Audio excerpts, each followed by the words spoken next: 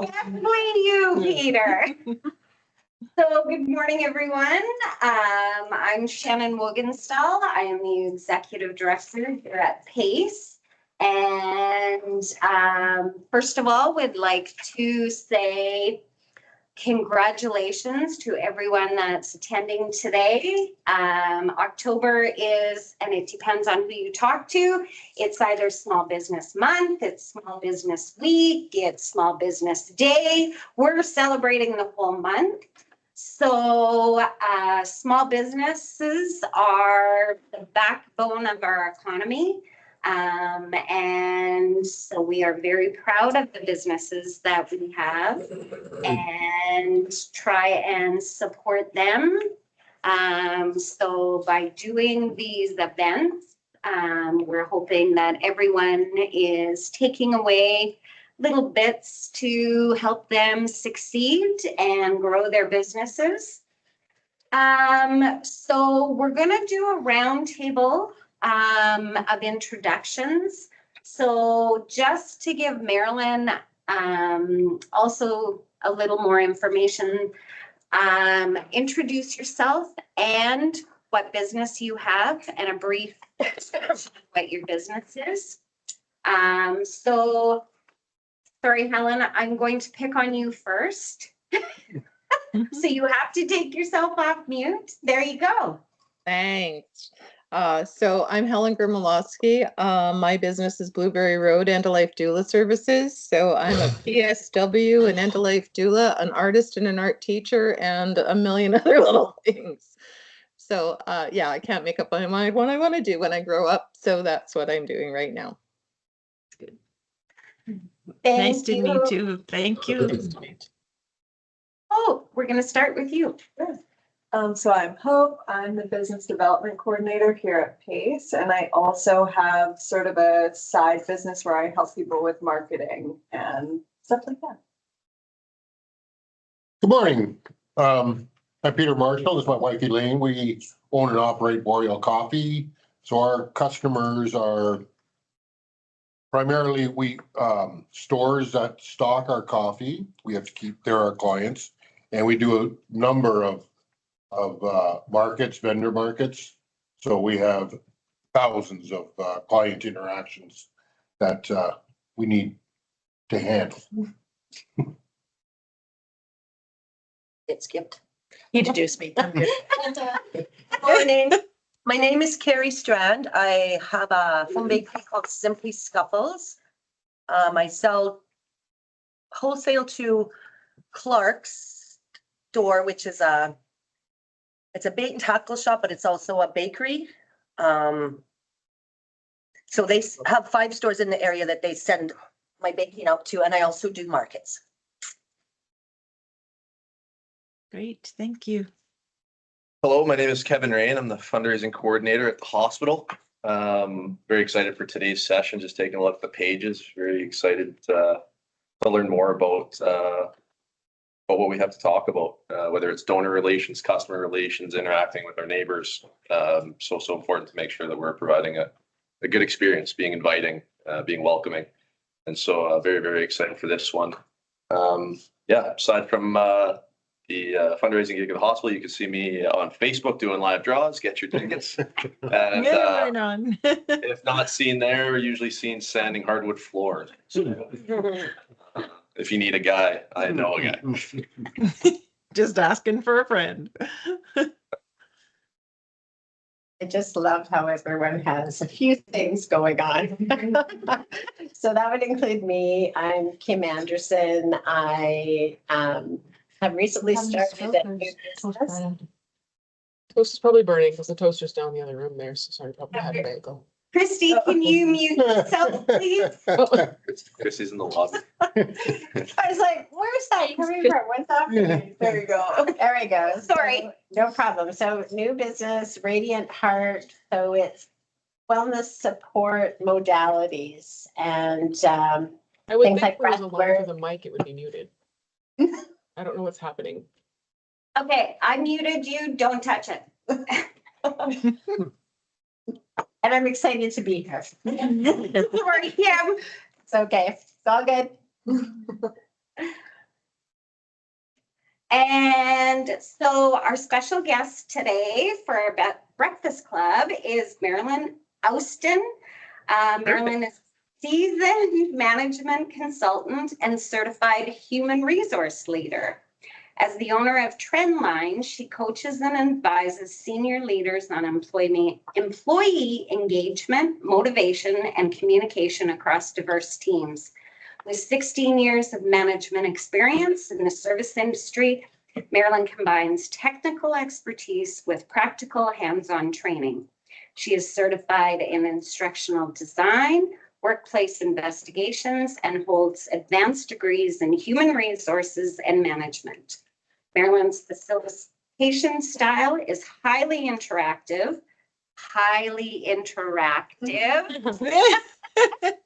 emphasizing discussion and group activities to create an inclusive and dynamic learning environment. So welcome, Marilyn, and thank you for leading today's session, and I will turn it over to you. Great. Thank you, Shannon, and a pleasure to meet all of you. I didn't want to keep interrupting after each one, but I've taken some notes, so I'd love to know who you are. And you'll see my first slide too said introduction, so that I had a better idea of who's in the room.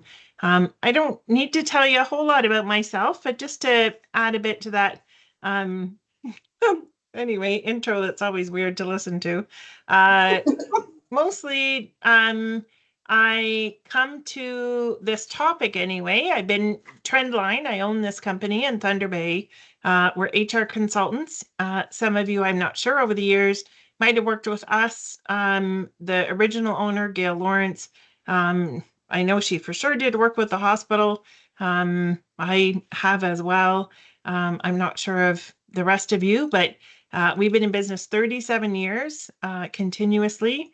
I bought Trendline 18 years ago now, 2006. So we're not new. And as Shannon said, we do lots of different things. As it turns out right now, mostly I say thanks to COVID, the vast majority of my business is workplace investigations for harassment and discrimination, bullying, that kind of thing. But prior to this, I was a manager for almost 20 years in the service industry. And so I think for my new friend Peter, I will out myself as a former Starbucks manager. And, in Toronto, I'm originally from Toronto, and so even though I spent the first 30 years there and the second 30 here in Thunder Bay, I could work for the tourism board up here. So, but while I was still in Toronto in the mid-90s, I guess we opened about 50 stores in 3 years. And so I was part of that opening team and senior management and trainer. And so I taught coffee knowledge and I have never enjoyed a Starbucks, but I also I honed my acting skills while I was there. We put them out of business here. Sorry? We put them out of business, Marilyn. Good for you. I'll tell you my quick dirty secret. So we would open the store at 6 a.m. We had to be there, by 5:30 to get things up and running and open. And Tim Hortons opened before us. They were open 24/7 in my area. And I would take my Starbucks mug. I didn't tell anyone this for probably 15 years after I left, but I would take my Starbucks mug and I'd drive through Tim Hortons in the morning, get it filled up with their coffee, which is relatively speaking, that's what I wanted to drink, and then put my lid on, go to work, and I would be behind the counter at working as a barista, even just making delicious lattes and cappuccinos and whatever anyone wanted, and holding my glass and saying good morning. Oh, it's Sulawesi or Sumatra, and anyway, I hated the coffee so much I just had to sneak my Tims in. So anyway, don't tell anyone if you see them from Starbucks, but good for you. So I do have a little bit of experience with some of your specific businesses, but what I can tell you, like all of you, is everything is service-based. And I can say, even as a consultant now for 18 years, I really feel like without great service, I wouldn't be in business this long. And I do know other people. And as you say, you put Starbucks out of business. Peter, for me, HR consultants, they come along regularly. And the first couple of times I was a little intimidated and thought, there goes all my business. And turns out it didn't happen. And I'm busier than I've ever been, and maybe want to be at 60. I'd like it a little slower, like a nap or something. But for me, I have no complaints, and I do believe that it has everything. I don't have a product like many of you. I don't have something to sell, wholesale to another vendor, or frontline to a customer.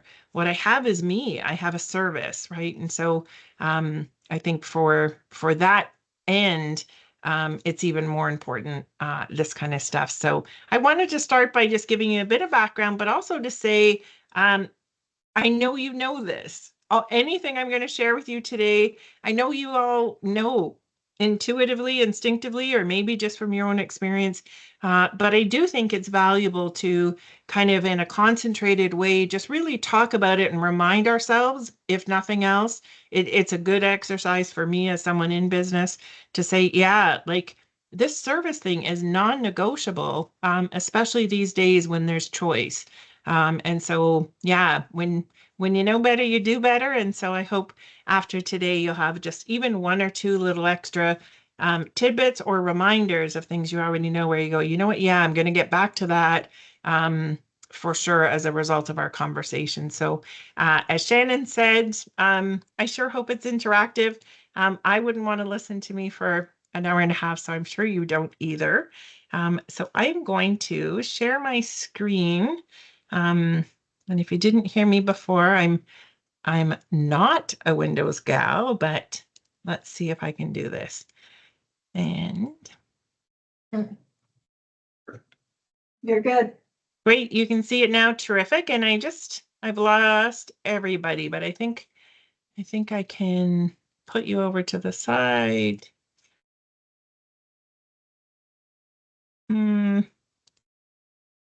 Nope, sorry. Just give me 1 second to try and get. I don't want to look at myself. I want to look at you guys. Anyway, okay. I don't have a view of any of you, but that's okay with me. I want to know, do any of you deal with public sector? It didn't sound like to me kind of on the way around the circle, but anyone have public sector? Like, are you mostly private? Yeah. Yeah. Okay, great. I just out of interest, I wanted to know kind of who you're dealing with, because it some of it is slightly different. So to get us started, we have internal and external customers, and certainly a place like the hospital would be a great example with so many staff. We can't ignore the internal customers. I put just a small piece at the end about them. I always try anyway, to put more information than I know we have time to go through, but at least you have a bit of a resource for when we're done. So our focus primarily this morning is on external customers, individuals who aren't directly related to your company. And so I thought we would start by talking about, no question, we all know not all service is created equal, and all you have to do is be out in the world, getting anything. And so I'd love just to volunteer somebody who, just as an example, without using names, I know you're a lovely small town, but to, just share an experience where you were the customer and the experience just wasn't what you expected in terms of level of service. Someone who, just, had a poor customer service experience. Anybody? I had a bad haircut, and it was Okay. because she double booked the time. So there was a man waiting at the door, and she said, "Don't go away, just wait. I'll be ready in a few minutes." And it was snip, snip, snip, and Wow. It's not like this. Go Like this ahead. business, Sorry, but we've got a that's what you delay. mean. Go. Yeah. Yeah. Did you have one? Yeah. Yeah, go ahead. Yeah, a Canadian Tire trip, and you ask for something you're looking for, and it was a young kid. I'm not sure. And he scooted off and he went away. But, you know, there's a training element and a generational thing there maybe and whatever else. But having personally worked at Canadian Tire, Yes. I knew that I was going to ask somebody and I was going to reassure the customer that I was going to find somebody because I don't know, but we're going to find this out. Right, absolutely. And I think that's, yeah. And the reality is you don't need obviously a workshop to show you. You can see this presenter Right. view, can't you? Yeah, Yeah. much Okay. better. Is it better? Yeah, Yeah. 'cause you're in the bottom corner and the presentation is bigger. So thank you. Okay, that's what I was trying to do. That's not on my screen, but that's great. Okay, I'll stop touching things. So remember I'm 60, so that's my excuse. Yeah, for sure. And I think, Kevin, you can't be more right. I think just yesterday I had to go get 3-hole punch paper at Staples. I have a workshop full day tomorrow, in person. And I left there with my sister and we looked at each other and I said, I think it's the worst service I've ever had at Staples ever. I was a Grand and Toy manager too in Toronto. But the guy was so bored with his job. He didn't even move his lips like enough. He was like a cool dude, you know, and he was like, have a good day. I was like, was that have a nice day? Is that what you said? Anyway, I just thought, oh my gosh, but I think maybe that's just the best they can do. But yeah, you don't need training to know when it's good or when it's bad. We're going to talk, I'll give you another example of mine shortly, but I'd love to know when you think about it, and you're all coming at it from really interesting places, and so your answers might be different, is what I mean by that. What are some costs, some are direct and some are indirect, but of like that are associated with primarily your staff, your teams giving poor service? What are some of those costs to your organization? Bad word of mouth. Yes. You actually lose customers and you lose sales in the future. People don't want to come back. They don't. Yeah.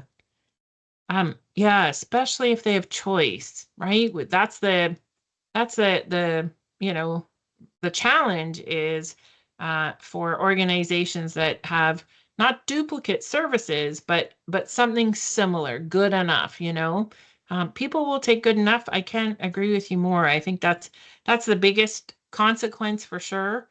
I think it just everything about it, is bad for business. Some of the studies, things like 68 or 2/3 of customers, they'll pay more for a product, just so you know, especially Mr. Coffee Man, that if you give great service, customers will give you more money. The point that you made, and I apologize, I couldn't see who, but 90%, 89%, 9 out of every 10 customers, that's almost everybody, will walk away if they get poor service. And that also means that almost the same number, 8.5 out of 10, they will stay if they get great service. And so we have actual research to support what you've just said about reputation for sure. In Thunder Bay, if you open a restaurant, I think you get one chance. That's my sense. I've been here long enough now and I've seen, not a million, but a lot of restaurants open. And if the first experience is poor, 6 months, a year from now, we just won't see them. They won't be there. They won't survive because, as you say, because of reputation. It spreads like wildfire. They used to say that, we would tell a negative experience to 4 people for every positive experience we had. It was a 4-to-1 ratio. But with the introduction of social media, that is exponentially larger. If it was 4 in the past, now it's 504, depending on how many friends you have. I think I have like 27 or something, but I don't care. But people who do care, you know, they have hundreds and hundreds of friends, quote unquote friends, on social media, and that's how it spreads, and it can kill a business in a matter of weeks or months. So I think that the good news in it is the bracketed number 2, though, is if you give great service, you get to keep those customers long term, and that's good for business. Service is one of those things that I just always think we take for granted. I can tell you, I write interview questions and do lots of coaching and sit in on interviews, and often I find screen resumes, and I find that employers will see that someone has customer service experience and assume they give great service, and that's just bad math, right? You know, buddy who I dealt with in Staples, and the individual that Kevin dealt with at Canadian Tire, you know, just giving service doesn't assume it's great service. The cost of acquiring a new customer, the last bullet point, is 5 to 10 times what it would cost to keep that original one. So I'll give you another quick example, and I promise I won't focus on Starbucks, but this is just from there, is we're going to talk about kind of service sayings, and I'll share with you what theirs is in advance. Customer service, I taught a 4-hour course on it for Starbucks, but the course surrounded 3 words, and the entire customer service standard for Starbucks internationally is just say yes. 3 words. It seems so simple, but I can't tell you how hard it is. As someone, I managed campus pubs before here at Lakehead and Ryerson and York, and I said no for 15 years. But just say yes is the customer service policy, and there's nothing else. There's nothing else to it. It's just say yes. So if someone comes in and says, you know, here, I have an espresso machine. I've had it for 3 years, but it's broken, and I'd like a new one. The answer is just say yes.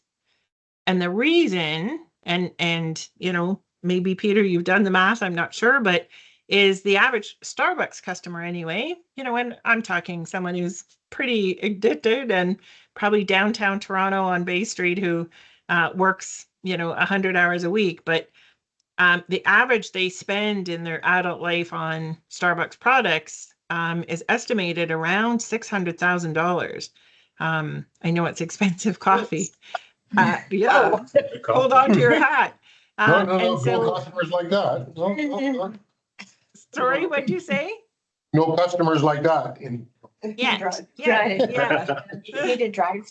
Yeah. Well, I think, but because of it, even if it was 100,000, you know, to say, why would you fight with someone over a machine, even if the machine is $200 or whatever it is now or was then? Is the answer is just say yes, because to keep that customer by giving them a product, a coffee maker, an espresso, or more than anything, a new drink, because they say yesterday's was cold or wasn't what I wanted, then you say, great, here's a free drink. The cost of that drink to keep that customer for a lifetime is nothing compared to what it would be to say no, have them say, well, then I'm going to Second Cup or I'm going to Peter's place, and never come back. I'll share with you very briefly. So my poor customer service story, I bought a vehicle. This was many, many years ago. And here in town in Thunder Bay, used vehicle. I didn't have a lot of money and I needed a car pretty fast. My car got totaled in an accident. And so I bought a car and it was $11,500. And that it was a little Sunfire. I didn't fit. I'm 5'11", and anyway, so it didn't last long, but it was good at the time. And so I drove it home, and it was on a Thursday. I just know it was. And Thursday evening, I was delivered a whole bunch of flyers, as you probably all are too. And I never look at them. I just don't. And now I have a sign like no flyers. But at the time, I would get them and just put them directly into the recycling bin. But for some reason that Thursday, something caught my eye, and there was a nice shiny color ad from the dealership. I had just driven my car home from a couple hours earlier. So I thought I'll just look through it, and I'm not even really sure why I would.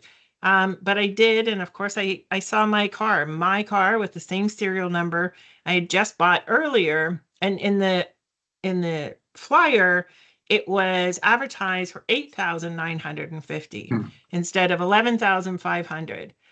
And so long story short, I thought it was a no-brainer. I still do, obviously. And I went to the dealership, and all the way up to the top. At the end of the day, after so much time, so much energy, so much negativity around this, I just kept saying, but like that would have even been at the printer, but when you charge me 11,500, so just make it right, just give me the difference. Like, anyway, they gave me $1,000, which is not the difference mathematically, if you want to do that quickly. It's about $1,500 short. And so that was years ago. Like, I don't even remember when I drove a Sunfire. It was that long ago. But what I do want to tell you is yesterday I took a picture of the back of my brand new car that I bought about a year and a half ago. And I drove to Dryden, Ontario, which is the reason I put it in here, to buy a brand new car for, I don't know what it was, for almost 40,000. It's just a cute little Encore. But I went to the Dryden dealership in order not to give my business to this dealership here in Thunder Bay. And I think for me, that is what we're talking about, right? The difference between doing it, making things right. When something goes wrong, we're going to talk about some options in terms of behavior. But the fact that over $1,500, they lost a sale for 40,000. I feel perfectly fine with that ethically in my little heart. And my sister and I had a lovely drive to Dryden. And yeah, and I wear my little sticker on the back of my black cherry car very proudly. So anyway, that's a consequence of poor customer service. I want to know from you, just to get us through kind of the end of this piece, and then switch to what does great service look like, but is just throw out there just some excuses. What are some reasons why you think people do give poor service? There's no wrong answer. Just shout it out, kind of. A staff member is tired or underappreciated. Yep, absolutely. No training. Great. Just thinking the product will sell itself. Yeah. of competition. No incentives to do anything different. Yeah. Yeah. Yeah, for sure. And yeah, I think my guy yesterday was just bored. He just seemed really like, hello. We were like, hello. Anyway, yeah. Yeah, it was just, anyway, of course, we just laughed because it was so bad.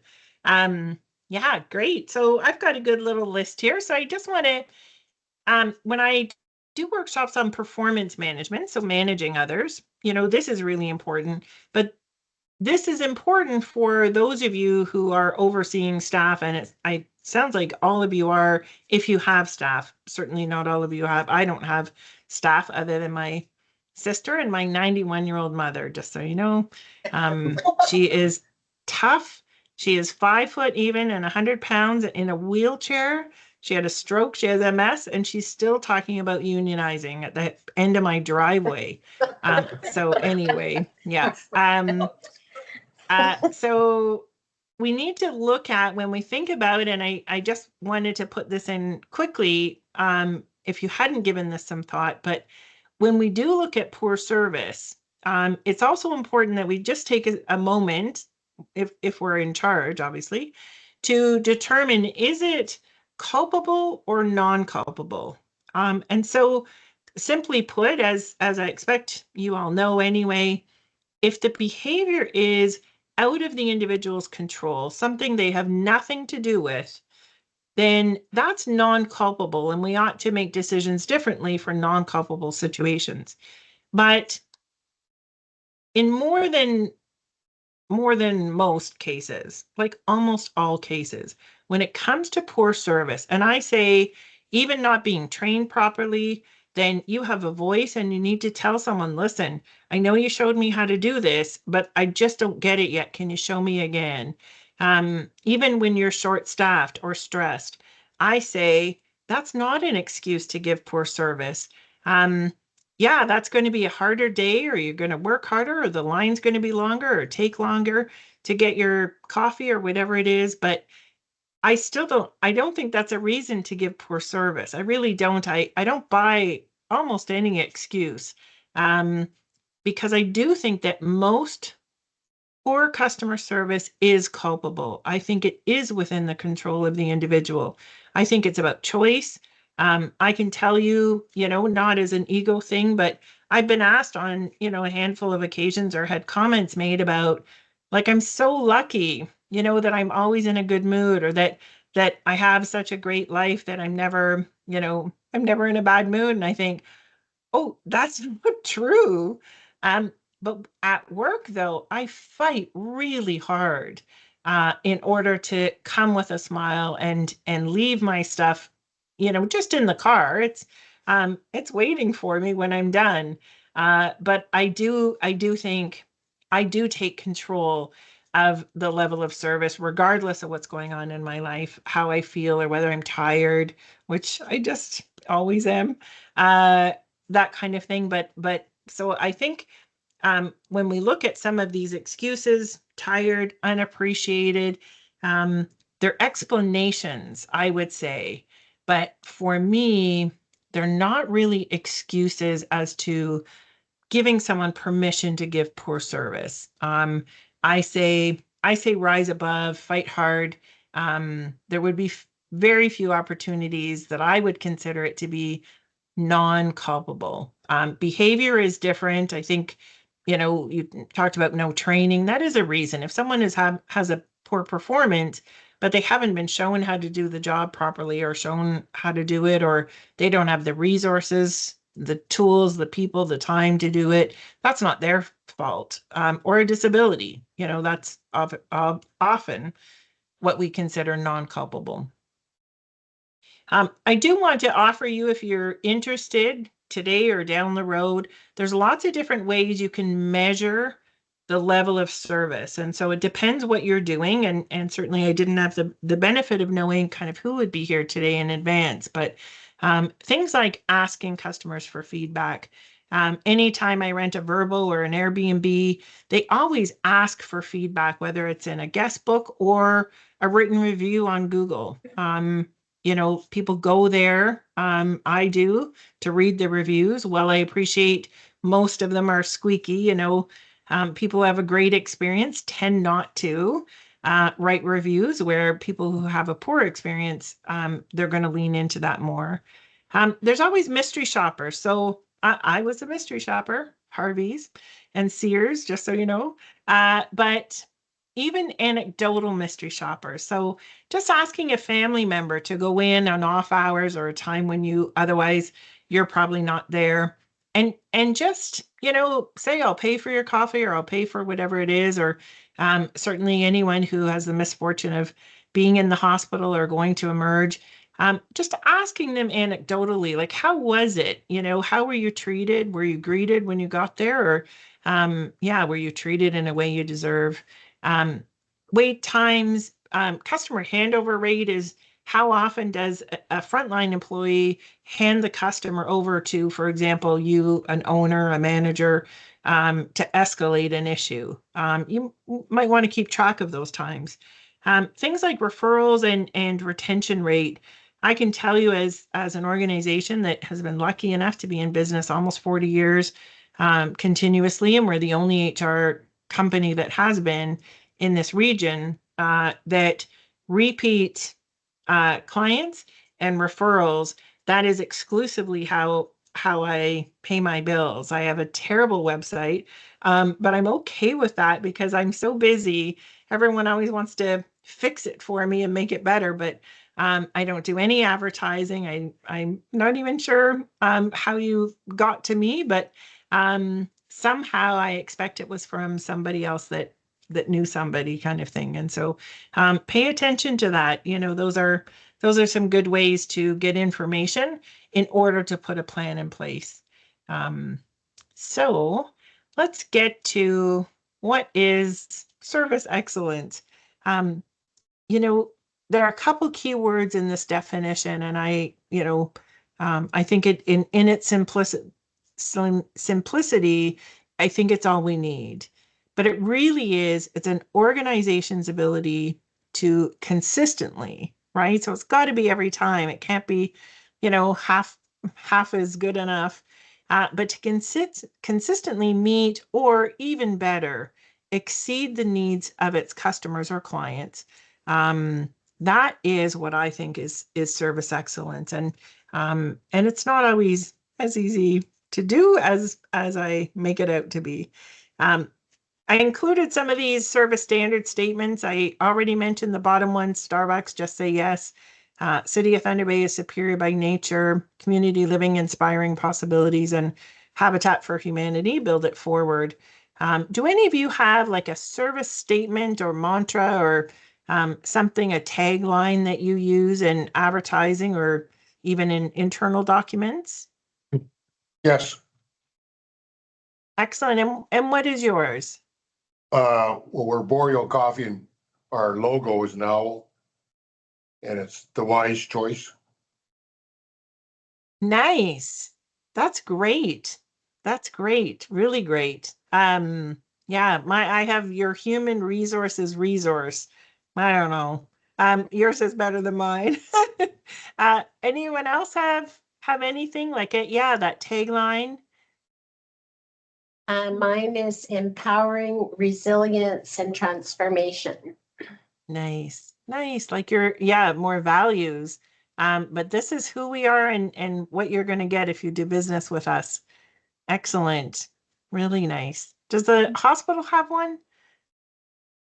Providing quality patient care and the equipment necessary to do so is what I have been saying. Yeah, listen, works for I made me. that up. That's these thoughts are my own. Yeah, no, that's great. And I think, I have kind of a private service standard mantra or tagline. And I don't know whether any of you, and I expect some of you though, I was always raised when I first started working 100 years ago. Everyone told me the customer's always right. Does that phrase ring true for some of you? Yes. Yeah. And I don't know about you, but I struggled because that made me wrong. Mm-hmm. And as a 15-year-old, I assure you, I was never wrong. If you ask my mother. And so even well into my 20s, it never felt good to me that they're not always right. And so why would we say that? And so instead, many decades ago, like I say, when I was in my 20s, I adapted it for my staff because once I was a manager at quite a young age, I didn't want to tell my staff, listen, the customer's always right, because as an employee frontline, it never felt good for me.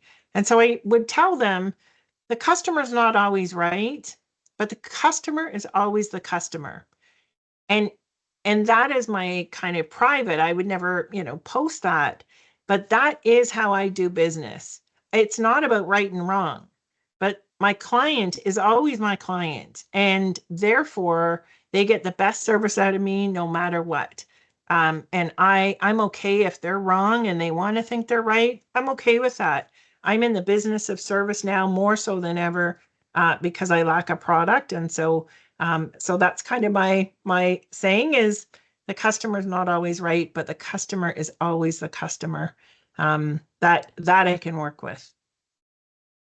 So if we know that the definition is we want to consistently meet or exceed the needs of our customers, what are some needs of your customers? Kind of one word needs.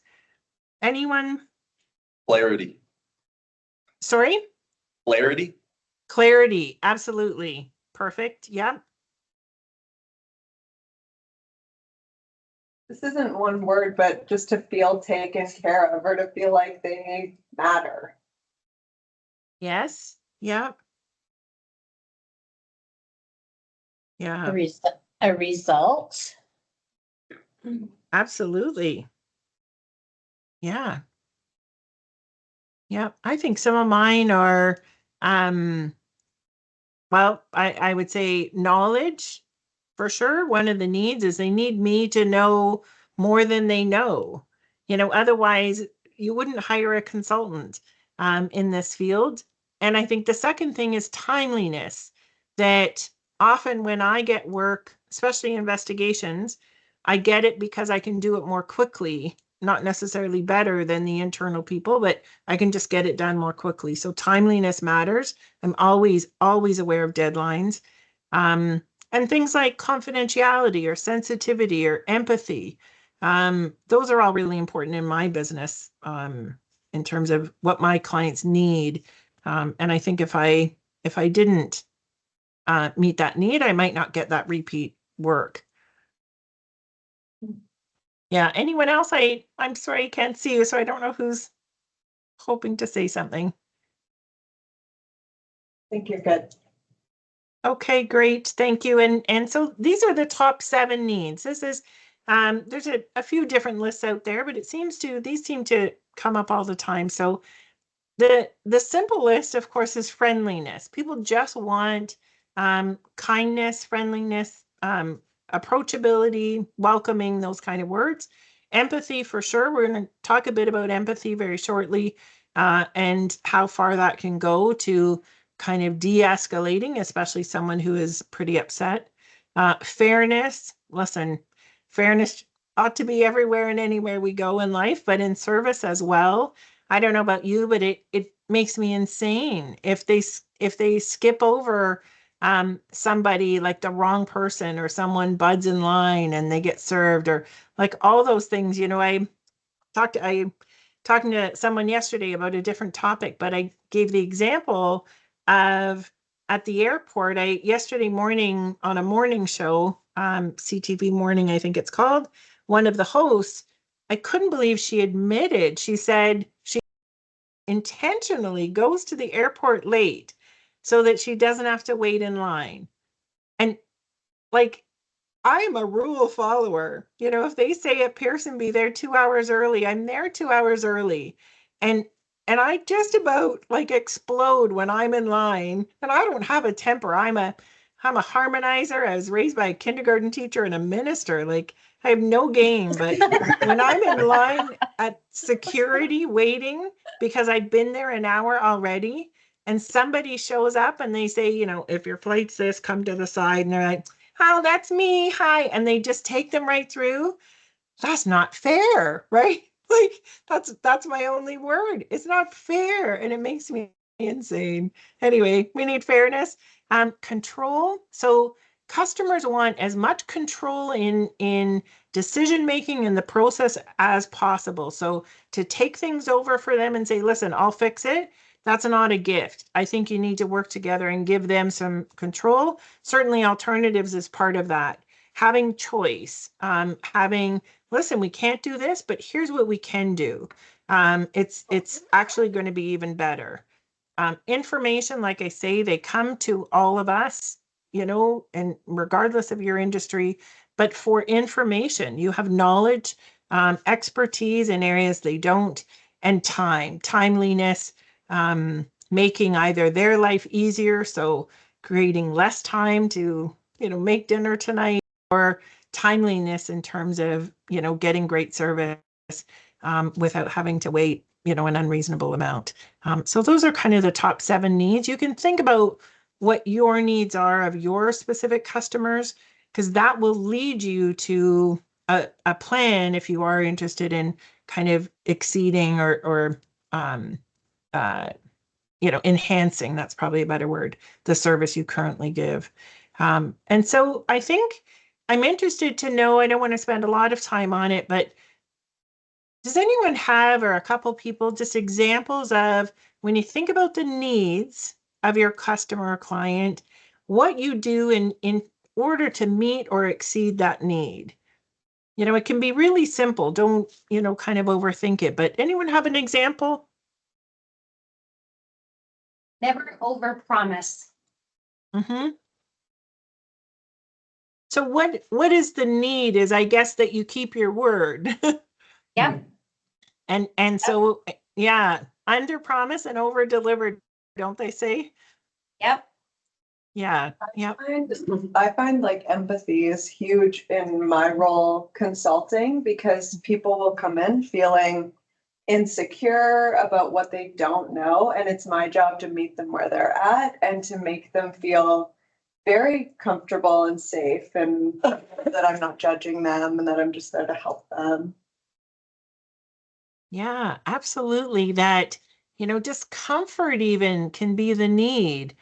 Comfort isn't just, like on an airplane, I have to be comfortable, which I'm driving to Collingwood because I'm not comfortable. But comfort, as you describe, is maybe more important. I agree.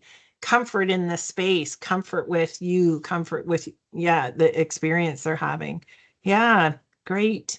Um, I think there is an advantage at some point in taking a look at how am I meeting those needs, and am I doing enough, or am I just kind of, have I fallen into just a mediocre place? It's one way to raise the bar pretty easily. I did want to share with you, only because there's great information on their website. I hope many of you or most of you have heard of the Ritz-Carlton. It's a chain of hotels. It's all over the world, but it's known for what we call their gold standard. And they have information. They're very generous if you're interested in sharing documents, PDFs, information on their service model, because it is extraordinary, and it is why they are known internationally. This is just a picture of a relatively new one in Toronto. But when you read the fine print, they only have 3 steps in their service model beyond a bunch of values, and they have a motto and other things. But the actual steps for service couldn't be simpler. We can all do it. The first one, a warm and sincere greeting. If you can use the name, so for example, I don't know, Peter, whether you get to know your clients or customers, so that each morning, if you're able to say good morning, Sue, that matters to service. People love it. Anticipate and fulfill each guest's need. So again, meet that level, but exceed if possible. And then some kind of goodbye, a fond farewell, and use their name and say, I'll see you tomorrow. Have a great day, Sue. Thanks for coming in. Those 3 things, if you do nothing else in terms of elevating the bar, I give you my word, that has put the Ritz-Carlton in a place all its own. And it's not this big giant, go to Disney school for a month. It's 3 things. Say hello, use their name if you can, fight hard to get ahead, be proactive, meet their needs, and at the end of the exchange, wish them a great day and use their name again if you can. I just thought I'd share that, because I don't want anyone to walk away feeling like this is work. This is, if you implement anything, this is one way to get there. The last piece before we switch gears I want to share with you is a couple handouts I provided, and if you're online, I think Christy will email to you, but I put in a sample. It happens to be from a hospital Kevin, so you're welcome to steal it, but is the it just says, does everyone have a copy or no? Yeah, so we Okay. have already emailed this out to the online people as well. And Perfect. so the sample customer service standards and pledge to external customers. Perfect. That's So the it's first on one. this So sheet. And the front. great. So this is just, they just identified what their main needs were. So to feel welcome, for comfort, to understand and be understood. You know, I think one of you mentioned that. That's a great need, and to be treated with respect. And then as an organization, and I've done this, I can tell you 25 times anyway with different groups, but had them create a similar type pledge or commitment. I get them to name it, a charter, whatever you want, but come up with these needs. I would say between 4 and 8, you know, that's a nice number.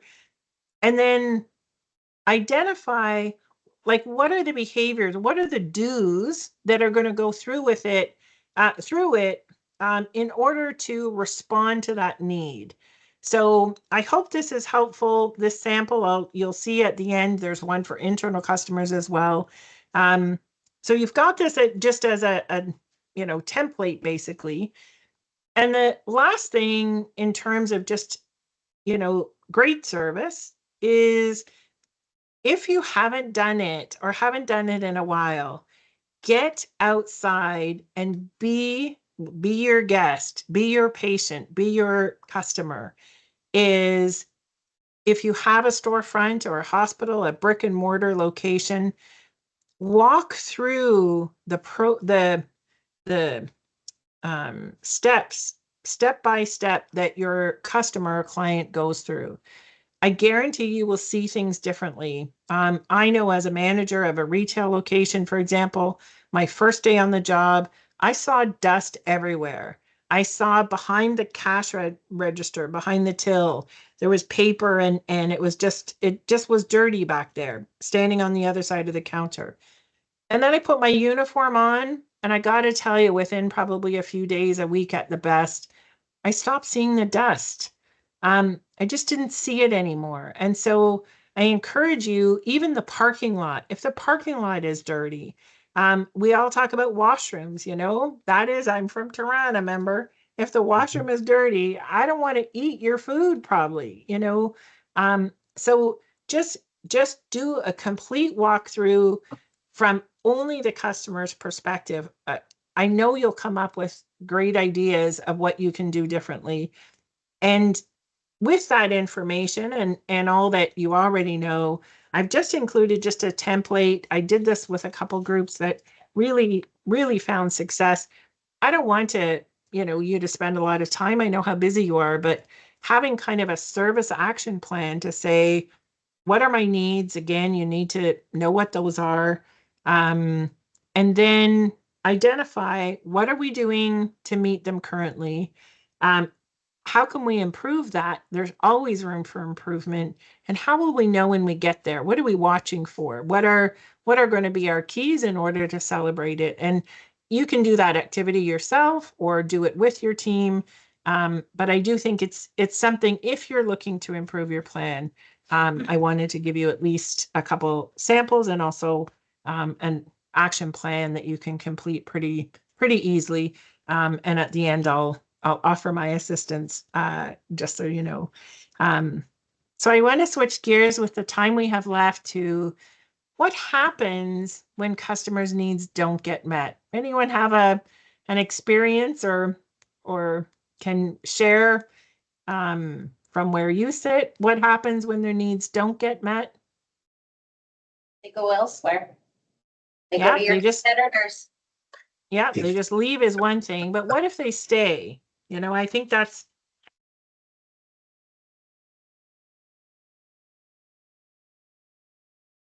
I was using I don't know if this account, but I was using the example this morning of, like, I have to call the CRA, and I've literally been putting it off for months because when I've tried calling them in the past, I've been on hold for like multiple hours and then I have to go, so I end up hanging up.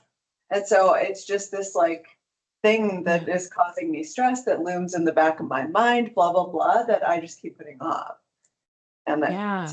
I hate. I think it does count, and that would make me crazy too. I remembered I did a workshop for a government group who they were responsible for birth certificates, and at the time the average wait time on the phone was like an hour and 20 minutes. And so every single call they picked up. So I was working with the operators. Every single call they picked up, the person on the other end was mad, right? An hour and 20 minutes later, that's a lot of time to think about why it's wasting your day, what else you could be doing, how unfair or unjust this is, that you shouldn't have to wait just to get a stinking birth certificate. Like, by the time they just knew every time they said hello, that the other person was going to be pretty irate. And anyway, they've since changed that, and I think it's down to it's 8 minutes or something, because they just had to do things differently, and they were stuck, and they couldn't get themselves out until someone from the outside said, you got to do it differently because this is not okay for even your staff. They were just so beaten down because everybody yelled at them. I'm interested to know what, if any, challenges you face having conversations with customers whose needs haven't been met. Is that worrisome for any of you? Do you, I worked with one woman who loved it.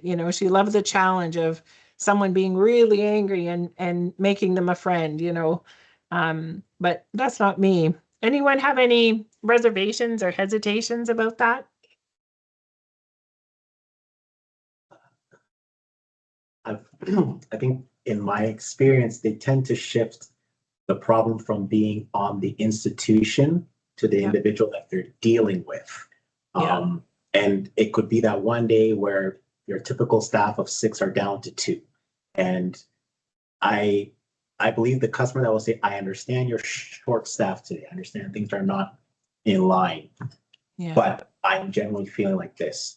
So once they address the fact that there's a deficiency in whatever you're giving to them, whatever they have to say is coming from a place of I understand, but this is my situation. Yes.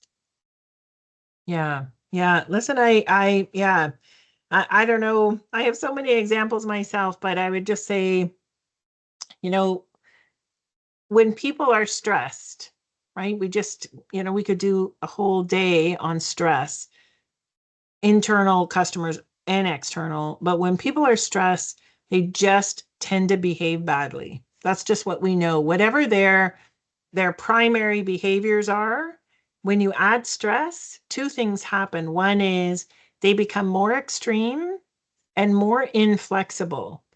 And so if someone is already just kind of loves a good argument, loves to poke, loves to, engage in discussion, debate. If they're stressed, like that is going to be more extreme and more inflexible. And that's the challenge is, I think for many of us is we're not dealing with family members, people who we know and we know how they'll react. We're dealing with strangers. And so what I'd love just to do with the time we have left is very quickly, and again, you've got all the information in the slides, so I'm not going to read them to you, but I worked very hard on this acronym, so I'd like you to enjoy it. I didn't work that hard, but is to think about even just a couple of these if you haven't already, or you're relatively new to being the person that the real angry ones go to. That these are just some ideas, some things that are tried and true in terms of turning that person around. I will not engage in a yelling match with anyone. I just won't do it. And so, these are some alternatives. The first one is setting the tone. And here's the great news is what we expect, we get. There is research to support that if you go into a negative situation and you anticipate a positive outcome, you believe that it's going to work out, there's a much higher likelihood that it's going to work out than if you don't. That's free. That's good. And so we always talk about this equation in different situations, but E plus R equals O. Is the event or the client or customer or situation, we don't have any control over that. You know, who comes in or what kind of mood they're in. But 100% of the control you do hold is how you respond or react. And I give you my word, for those who haven't tried this themselves, but I think you probably all have, that your response to the situation absolutely will impact the outcome. And so don't forget that you have a lot of control. Even, for example, if you work for a large organization like a hospital, where you don't get a vote in policies and legislation and all sorts of things, but you have to implement it. But how you do that, the way you do it, the way you express it, will absolutely determine the outcome. And the other thing you control in that area is, like I said, how you do it, that nonverbal communication. Only 7%, I'm sure you've heard that, of words. Words only account for 7% of conveying communication or emotion, and the rest is unsaid. And so that positive anticipation, you have to match your tone, your body language, your attitude, the way you express things is going to matter a whole lot. If you come to the situation with your arms crossed, you're already starting in a bad way. I always physically open my arms like, hi, what can I do for you? How can I help? When I already know someone's really mad. I've dealt with, forestry students at the Outpost pub at Lakehead who are standing on tables with machetes, calling me terrible words. But I still come like this every time. I used to put my glasses on just for even better effect. I dare you to punch me. But anyway, but I would just come and literally open my arms. So it's worth a try. We've talked about empathy. One of you mentioned it as well. I agree that empathetic communication, the ability to say, that must be so frustrating, or I can only imagine how hard that would be for you. Give them that. Get those words out early and quickly. Like it is everything for someone to feel heard. That's what empathy can do, is to say, yeah, if I waited on the phone for an hour and a half for my, to look into my account, I would be so frustrated too. Like, that's okay. That's not saying you're right, I'm wrong, or I owe you $100 for it, or anything else. Just empathize. There's a couple things about assertive communication that, listen, I think aren't helping. One of them is that you should stick to the facts and be objective and not lean in order to assert yourself, that somehow it has to be rigid and structured. And it's not true. The more you stick to the facts, the further away you're going to get from resolution. And that's where our empathy comes in, is that people assume that if you empathize, if you say things like, I understand, or I'm really sorry that's your experience here with my company, that somehow you're kind of giving the win to them. And that's not true either. Is being able to empathize and assert yourself, the combination of the two is actually going to get you where you want to go. I've included here the formula for assertive communication.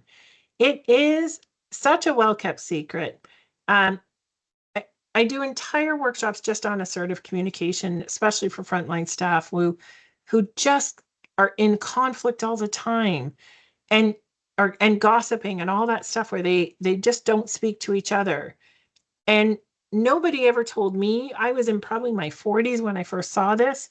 It is, in its simplicity, again, it works every time.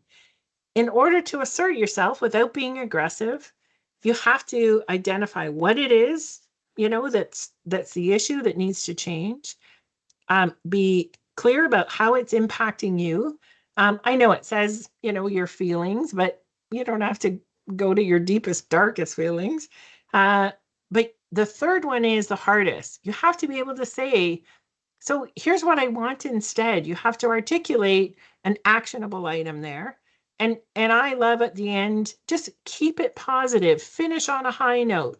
What's in it for them? And so the sentences very simply start with, when I feel, and I'd like, or so I'd like, and as a result, something like that. You can make it your own, but I'll give you a quick example. You know, when you leave your socks on the floor, I feel like you think I'm your maid. And so I'd really like you to pick up your stinky clothes and put them in the hamper. And as a result, you get to keep living here. Something like that. I know. You live in my house. I know. Can you tell? I left him in Toronto. Yeah, he's not here. No, just me. Yeah, no socks on my floor. But for someone like myself who's just a harmonizer, and I do have a hard time, asserting myself. This for me is I have it in my back pocket. I memorized it years ago. I've given people little business cards with it. When someone is behaving badly in your business, they're having a hard time, you may need to assert yourself and say, listen, when you raise your voice when we're talking, yeah, that feels really disrespectful. And I'd like you just to have a conversation with me. That way I actually can help resolve your issue. I can do something about this because I own this lovely business. So let's just have a good conversation, and I'm here to fix it. And so I just encourage you, we won't kind of stop to do some practicing, but if that's something you're interested in, I'm happy if you want to call me. I'll work with you on it because I think it's so important. And if you have kids, teenagers, university age student, young people starting in the workplace, give them the formula to use their words, because that's the stuff that people don't know what to say. So they say nothing. And instead they go to the lunchroom and tell everyone. And that's how I end up getting involved ultimately down the road. So listen. I don't know what else to say. Some people, as you know, they just want to vent. So listen to them. Just stand there, take notes even. But listen.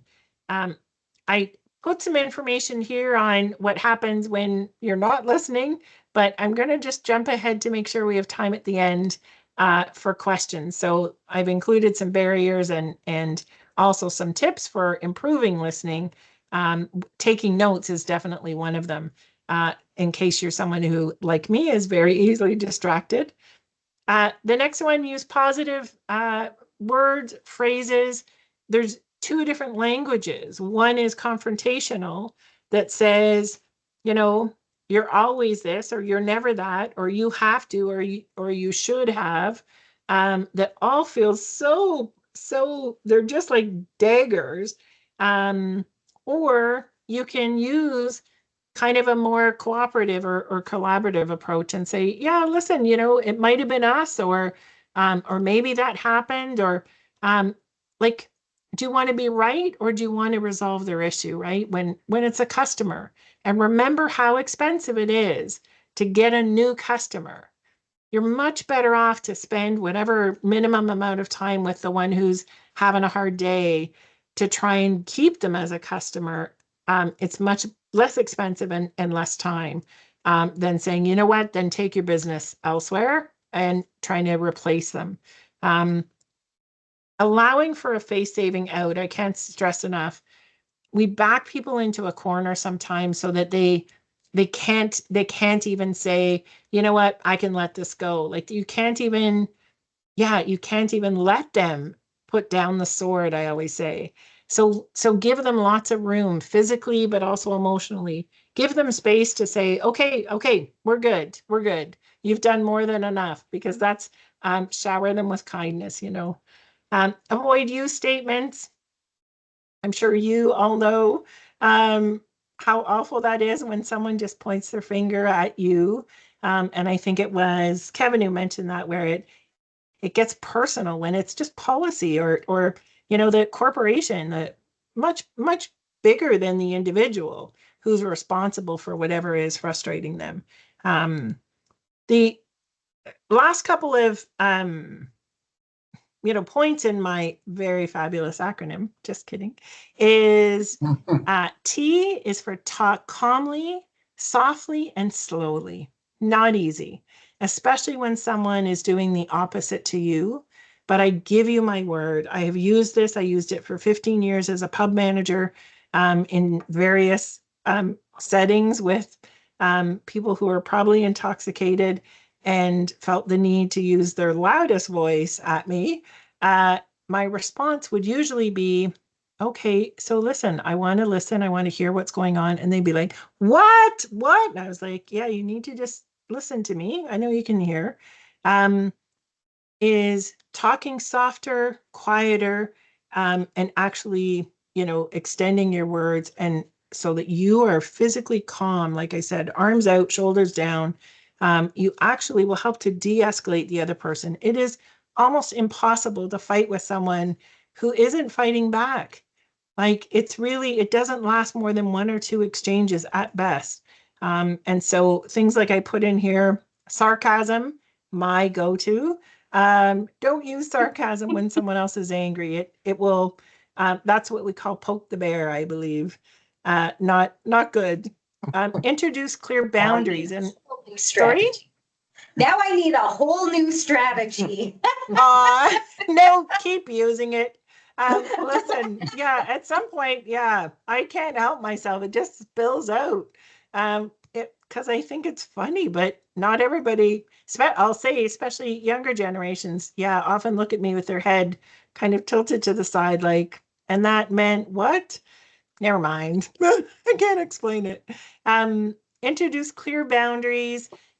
This is for you and for your staff. I hope you empower them.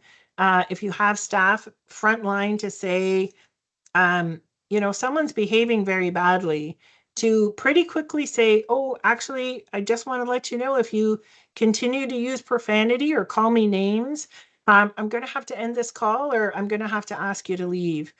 And the most important thing about setting boundaries is follow through.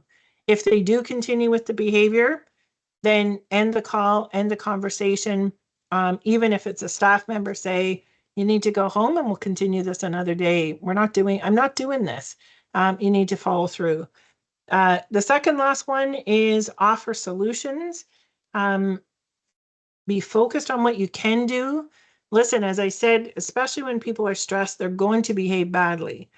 But go back to the fact that you're having this conversation because their needs are not being met. That's why they're so angry or frustrated or whatever it is.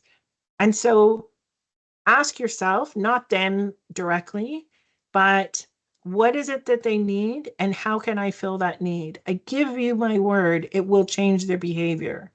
Is if the need is for timeliness, then get them what they need.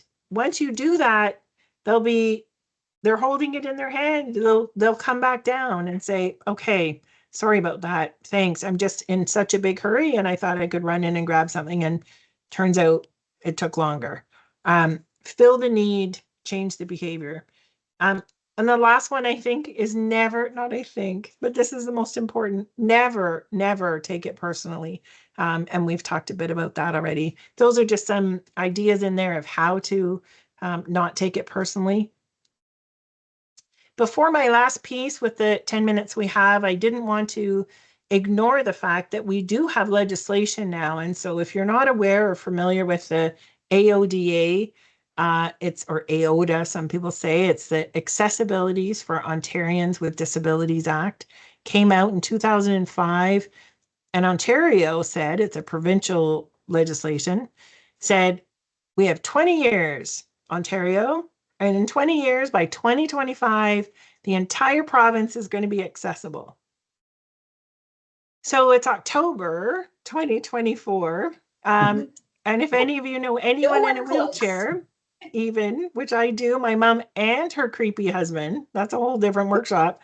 They're both in wheelchairs. And so I assure you, The world is not accessible, and won't be in the next 2.5 months. But you do have an obligation to train your staff who only deal with direct frontline customer service in your business. So if you do, there's great resources. Just Google it. It's all free online. They can sit down. They'll go through a couple modules. They get to print a certificate, put that in their employee file, and you'll be good. Mostly, I just say to you, ask the person. That's the only takeaway they really need is if you're dealing with someone with a disability, mental or physical, but maybe more importantly, mental illness. If they're having a crisis, a panic attack, or something's going on with them, lock eyes and say, tell me what you need. And they will tell you, I need to get out of here. Come with me. My sister had a panic attack in a Service Canada location, and I could cry thinking about how grateful I was that whoever saw her had either the training or their own experience, but they came around from the counter and they looked at her and said, what do you need? And she said, I need some time. I need some, to get out of here kind of thing. She said, come with me, took her into an office, just the two of them, shut the door, said, sit down, I'll get you a glass of water, I'll be right back, and said, okay, what do we need? And and she said, I'll bring the forms to you. My sister she has a lot of stuff. And they took such good care of her in a manner in which she needed to be served. And she got what she needed. They got what they needed. I was thrilled. That's what we want.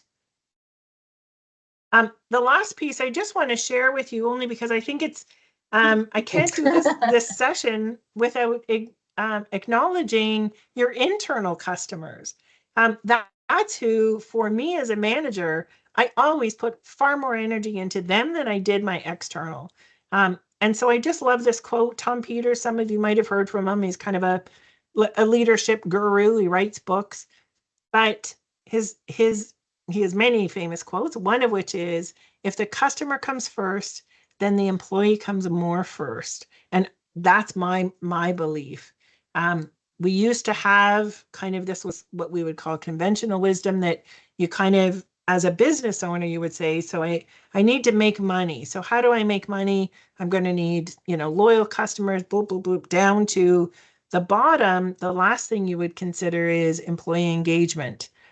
And it was Sears, actually, many decades ago, obviously, but they were the first ones to officially flip it on its head. And they called it this service profit chain. But they said, what if we started with employee engagement? What if we said our employees matter the most? And so how can we engage them? And if we engage them, they're going to stick around longer. If they've been here a while, they know how to do their job. So they're going to be efficient, productive at doing it. They're going to buy into our service values. All of that combined, they're going to give great service. Our customers are going to be satisfied. They're going to be repeat customers. They're going to come back for more. And when they do that, at the end of the day, we're going to make money. And so that is kind of today's way of thinking, is that the correlation between even something as simple as turnover, the higher turnover you have, the lower mark you will get on customer service or great service. There is a direct correlation. And so keeping employee retention ought to be on your list for customer service enhancement, because if your employees stay longer, then you'll have them in order to give that great service and increase that rating. Employee engagement, we use the term, I don't know that anyone even knows what it means, but here's what I think it means. Employee engagement has everything to do with what I call, and others do, discretionary effort. So for those of you who have staff, and even for yourself, I can speak for myself. Most jobs I've had, I could probably do it about 70%, in management. A frontline worker, probably 60%. Come in on time, take my breaks, do my job. and go home, that kind of amount. That's about 60-70%. So discretionary effort is all the other percentages from wherever you land, 70, let's say even, to 100. That's 30% of effort I'm not giving my employer. And that is choice. And that's what employee engagement is you as managers and owners finding a way to unlock that discretionary effort piece, because some of you can't find staff or you can't afford more staff. And so you have to find a way to get more out of the people you have. And the only way to do it is to improve engagement. Engagement from an employee perspective, there's a great book called Instant Turnaround. It's a little campy, but you can read it in a couple hours, big print. That's my kind of book. But it is, from an employee's perspective, engagement, that discretionary effort of whether or not you get any of it, is the amount of effort is determined based on the way in which they feel they're being treated, period. If you have managers and or work with other managers or other staff, this is what they need to know. That is their primary job. They should do nothing more. I'm doing a workshop all day tomorrow for about all lead hands. And I want to tell them, I want you to know I'm using this slide. They need to figure out how to treat their team in a manner in which they feel well respected and cared for. And I guarantee they will improve productivity, quality, efficiency, all those words. I hate that the time's gone so fast, but I'll leave with you, think about some needs that your staff have. And again, I've done this internally with so many of my clients who have had such success with it, because it's not policy driven, or it's not the top down. But the third handout or sample I've given you is an internal service standard. So an internal pledge or commitment to each other, and to say, what do we need from each other, and get them to come up with the list of needs, and then get them to also come up with, how are we going to respond? Because to tell someone, you have to respect me, you haven't given them any information, right? Respect to my 91-year-old mother looks really different to me than it does to my 20-something-year-old friend. And so we have to be clear about, what does respect look like? For me, it is please and thank you, but it's not for everyone. So identifying how do you respond to these needs is really a great exercise. Again, I've given you a sample. If you're interested, let me know and I can walk you through more slowly. The great news, just to finish, is we all want the same thing. In terms of internal customers, here's what they want. They want clear expectations. Number one, tell me what I need to do, and then they'll go do it. But if you're not clear, they won't be clear. They want a voice. They want resources. They want machines that work and other people, time, all those resources. They want to work for a company that has a vision or a mission. So if you don't have that, I think many of you do, but be thinking about developing one, do it with them. An opportunity to do well, everyone wants that. Committed coworkers. I want to work with other people who want to be there. I don't want to work with Buddy from Staples. We want recognition for a job well done.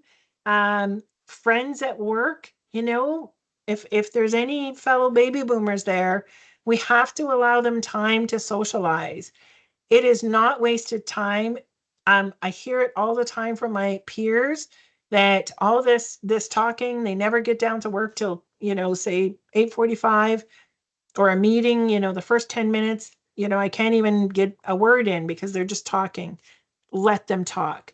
Put parameters around it. You don't have to let them do that all day, but that is in your best interest. That's part of employee engagement, is allowing employees even 5 minutes at the beginning and 5 minutes at the end of each meeting to talk about whatever they want, work or not work related. I'm having a baby. I just bought a new house. Whatever the news of the day is, let them. That's what they want. They want managers who care about them. If they're having a hard time at home, or a parent who's ill, or a child, ask them about it when they get back. That matters. That's going to engage them better for that day. Review their progress. Employees who have had a performance evaluation in the last 12 months are significantly more engaged than those who haven't.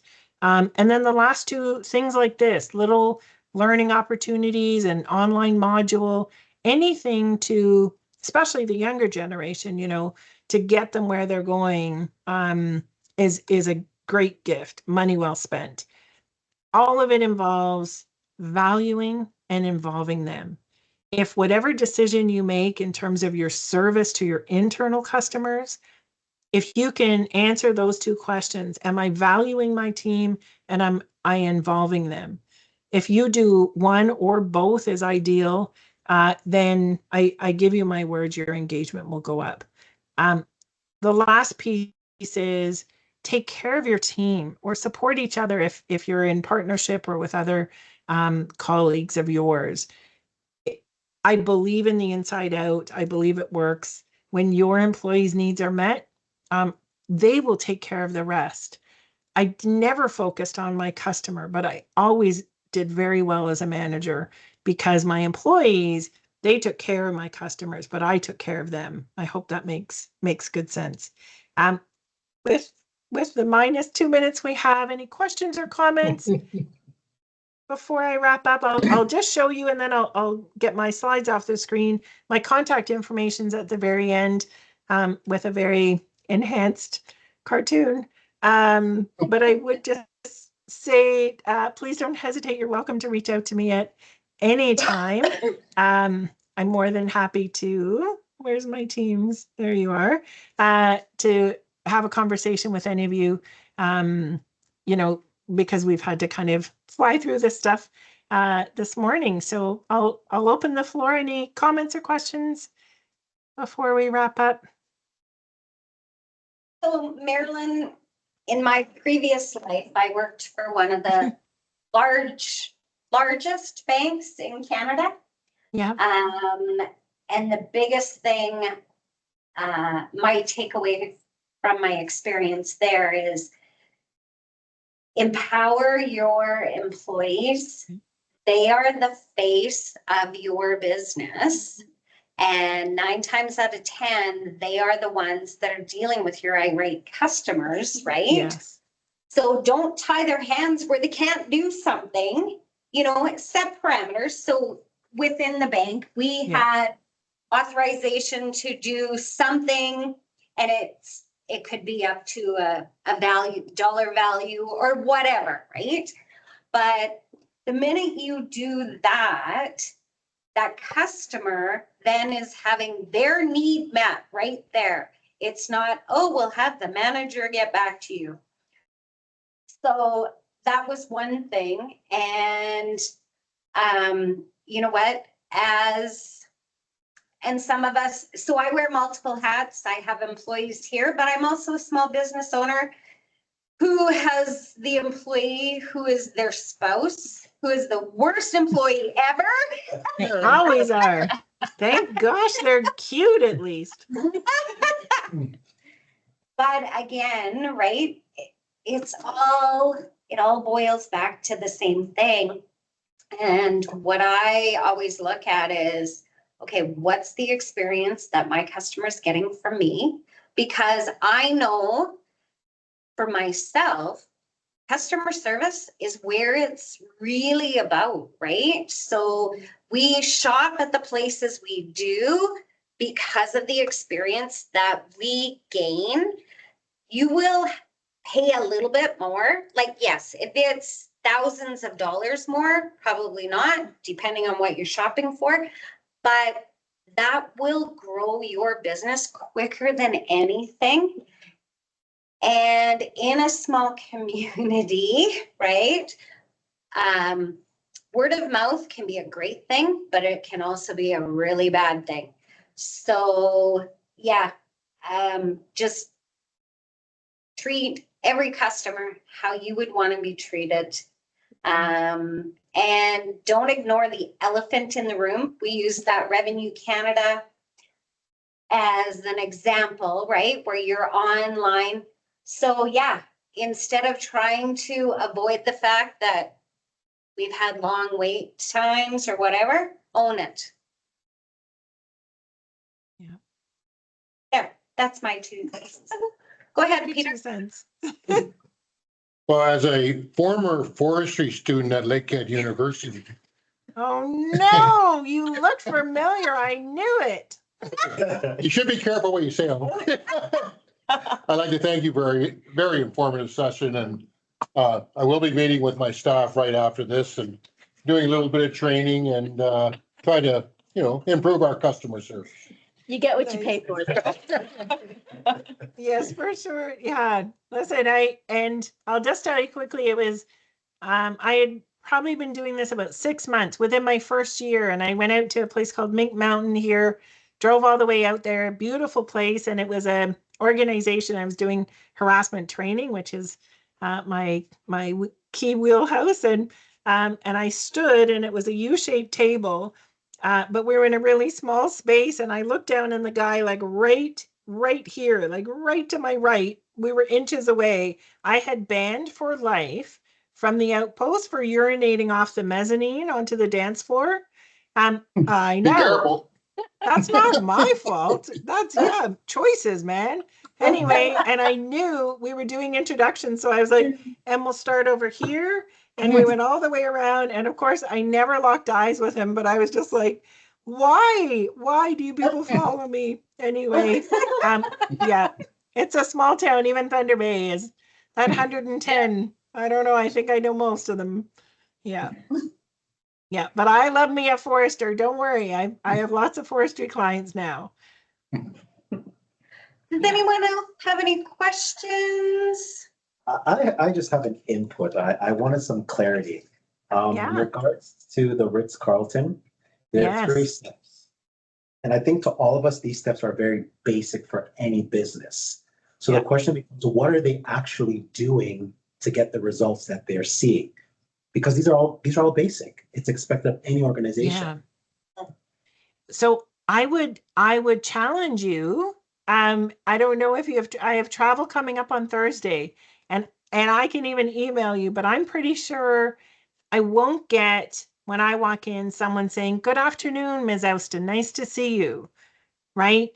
That's when I agree with you. They're so basic and so simple, but they are not used consistently. I'll say consistently at probably any other hotel, with the exception of a couple hoity-toity ones. That in anticipation, if you see that I'm, I don't know, I don't have kids, but if I had kids, someone to say, and just so you know, I'll have a playpen or a crib sent up to your room in the next 10 minutes without the person asking. Like, that's what number 2 means, is anticipate the needs and then fill it before the client even gets there. If I look pure red and hot in the summer, which I am in Toronto all the time when I arrive, while you're checking me in, offer me a complimentary bottle of cold water. Yeah, you look like you could use, some hydration or something. Welcome to our humidity. That's number 2. And so I think that the beauty is in the second one more than 1 and 3. But I can tell you at Starbucks, not a single customer came in that didn't, from me, get a good morning, usually with their name, because I would just put to memorizing it. We had all regular customers, especially in the morning. And I would wish them a fabulous day and say, I'll see you tomorrow. And in between, I would think of something that they had told me, like about a grandchild or their cottage, or what was the weather like up, in Muskoka, whatever it is, a little personal something. That's how I had got my sales, and had the highest ratings, for satisfaction, using a similar simple model, like you say, just those 3 things. So I know it seems obvious, but it's not. So watch for it, because I bet you'll have a hard time finding it. I'm not sure at the Best Western, when I've checked in, they've ever, anticipated my needs. They're lovely. And I always stay there and I have no complaints, but I'm not sure they would welcome me by name and say goodbye to me by name, even though I just gave them my keys. They know who I am, you know? Yeah. Does that sort of make sense? Absolutely. Thank you. Yeah. Yeah. It really, you will stand apart. But yeah, go to the website. There's great information, but that's why I love sharing that, because if you do nothing else, do that. You will be the exception. That's the beauty. It's so easy and it's free. It's all free. Yeah. Yeah. Well, I encourage, if you do have other questions, just reach out. Really, I'm available. Well, I'm not that available, but I'll get back to you. But I'm happy to help. I don't know. Yeah, unless you want to write a report. Thank you so much for today's session. I think we have all taken away lots of helpful tips. And the resources that you have provided have been top notch. So we will sign you off. And again, if you have specific questions for Marilyn, please feel free to reach out. And we appreciate you taking the time today. And again, happy Small Business Week, month, day. Yeah, listen, I'll take the month. Sounds great. Thank you all so much for coming. I really appreciate your time and attention, and wish you nothing but the best, but hope to see you again soon.